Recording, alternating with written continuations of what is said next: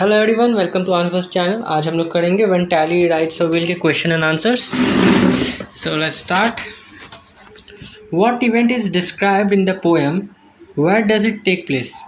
तो इस क्वेश्चन का मतलब है कि इस पोएम में कौन सा इवेंट डिस्क्राइब हुआ है और ये कहाँ पे हो रहा है।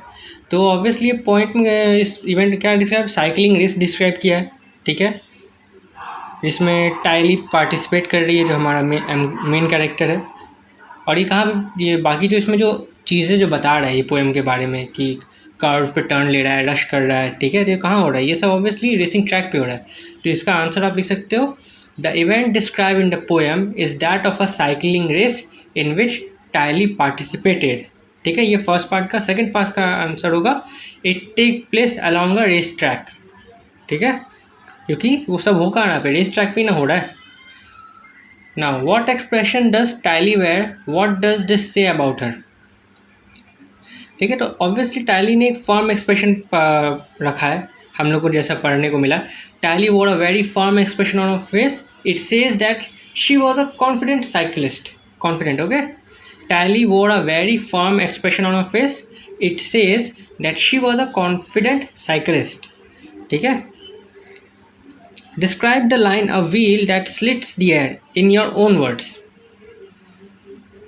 तो इसका हमें इस जो सेंटेंस है इसके बारे में अपने हिसाब से देना। तो this phrase means that the cyclist is riding very fast and it seems as if the wheels of the bicycle cut through the wind. ठीक है, ये इतना तेज चला रही है कि ऐसा लगता है सामने से कि हवा को काट चीरते हुए आगे बढ़ रहा है। ठीक है, ठीक है, इसको फिर से रिपीट करते हैं answer. This given phrase means that the cyclist is riding very fast and it seems as if the wheels of the bicycle cut through the wind. Okay, number 4, which line tell us that Tilly is calm as she rides. ठीक है, the line how cool her nerve. ठीक है, how cool her nerve जो ये line है ये हमें बताता है। ठीक है, The line how cool of her tell us that Tally is calm as she writes. ठीक है, now number 5, is the race a close one? How do we know that? ठीक है, ऑब्वियसली ये क्लोज वन है क्योंकि हमें बताया क्या, ये लास्ट कर्व के बाद ही वो आगे आई। ठीक है, यहाँ जैसे बता रहा है, how cool her nerve, she swing into the lead, she holds her place. ठीक है, dazzling slant to catch a sweeping swerve. Sweeping swerve मतलब एकदम कर्व के टाइम पे जो होता है ना, वहाँ पे जो कर्व स्लांटेड कर्व होता है वो वाला पैसेज। ठीक है, वहाँ पे कर्व लिया, उसके बाद वो लीड पे आ गई। तो yes, it was a close one. ठीक है, is this a close one? Yes. How do we know this? Because Tilly came in the lead after the last curve. Okay, now number 6, how do the spectators feel when they watch Tilly rides.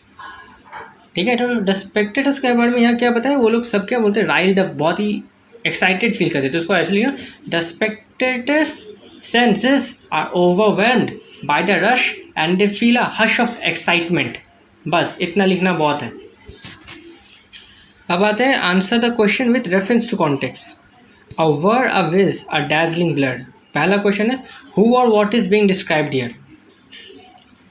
ठीक है, तो यहाँ पे a Vij, a were, a dazzling blur, ये क्या describe कर रहा है, ये डिस्क्राइब कर रहा है द स्पीड और रैपिड मोशन में टाइली जब रेस कर रही है। ठीक है, तो इसको ऐसे लिखना, the phrase a were, a Vij, a dazzling blur is describing the action and movement of Tilly riding her wheel.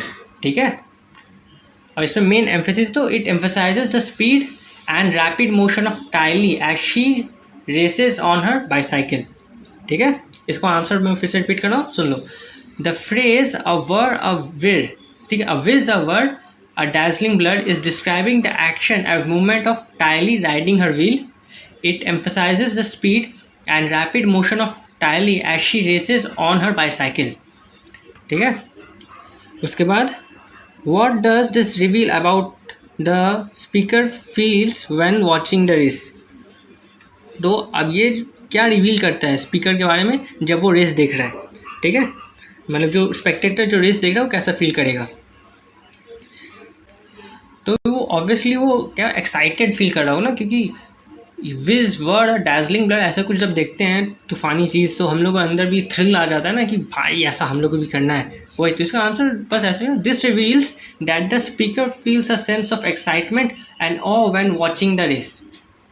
ठीक है, ठीक है, तब आगे बढ़ते हैं। Too slow our eyes, what are our eyes too slow for. ठीक है, तो यहाँ पे बताया too slow our eyes what, तो इसका सजेस्ट क्या करता है, ये सजेस्ट करता है कि जो स्पीड या मूवमेंट में जो रेस कर रहा है, ये टाइली जो स्पीड में जो एमसी है हमारा, वो जिस स्पीड में चला रही है उसको कैच नहीं कर पा रही, इतना फास्ट जा रहा है। ठीक है, पलक झपकते ही आगे बढ़ जा रहे हैं। ठीक है, तो ये ऐसे the phrase too slow our eyes suggest that the eyes of the spectator are unable to keep up with Tilly speed and movement. ठीक है, बस इतना ही। या फिर इसको और भी एक्सप्लेन करना है तो और एक लाइन लिख सकते हो, it implies that Tilly is moving so quick that it is challenging for the onlookers to track her action accurately. ठीक है, इससे ज़्यादा मेरे को नहीं लिखना चाहिए। अब नाउ नंबर 2 या B, describe what Tilly does to make the speaker say this. अब यहाँ पे डिस्क्राइब करना है कि इसके बाद टाइली करती क्या है जिसकी वजह से बोलना पड़ता है कि ये सेंटेंस आया। ठीक है, तो ये क्यों करता होगा, ऑब्वियसली टाइली बहुत ही स्विफ्टली और एजाइलली चला रही है, मतलब काफ़ी स्पीड में चला रही है, और जहाँ पे भी टर्न लेना है काफ़ी आराम से स्मूथ टर्न ले रहा है। ठीक है, इसलिए उसका स्पीड घट नहीं रहा है, इसलिए ऐसा लग रहा है। ठीक है, तो इसको इंग्लिश में वैसे जैसे लिखना है, तो Tilly swift and agile movement on her wheel makes the speaker express that their eyes are too slow. The passage describes her as a whirlwind with a wheel that slits the air. She executes rapid swoops and swerves, taking sharp turns at a dizzying slant. Tally's exceptional speed and maneuvers exceed the spectator's ability to follow her accurately, leading the speaker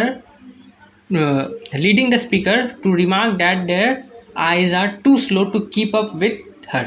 ठीक है, फिर से repeat कर दे रहा हूँ, Tally's swift and agile movement on her wheel makes the speaker express that their eyes are too slow. The passage describes her as a whirlwind with a wheel that slits the air. ठीक है, उसके बाद she executes rapid swoops and swerves, taking sharp turns at a dizzying slant. Tally's exceptional speed and maneuvers exceed the spectator's ability to follow her accurately, leading the speaker to remark that their eyes are too slow to keep up with her. Okay, now number 3, hear the hush. What does the word hush means?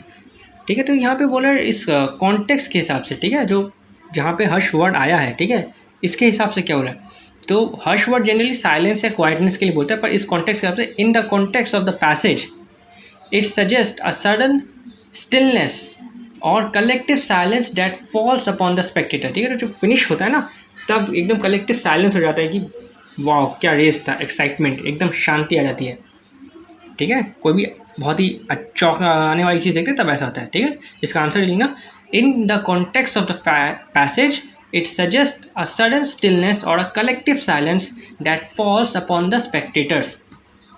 B, describe this scene from the poem in your own words. अब उसके बाद ये जो complete silence होगा इसको अपने words में describe करना है। ठीक है, तो इसका आंसर ऐसे लिखना, the phrase "hear the hush" indicates that a profound silence envelops the onlookers as they witness Tally's extraordinary display of skill. It signifies a moment of awe and reverence, where everyone is absorbed in the thrilling spectacle, holding their breath in anticipation. The hush emphasizes the impact Tally writes has on the audience, evoking a sense of wonder and creating a tense atmosphere. Okay, तो ये hush वाला यहाँ पे वो क्या एकदम thrill और एकदम टेंस एटमॉस्फेयर होता है एकदम फिनिश लाइन के आसपास। ठीक है, वही है।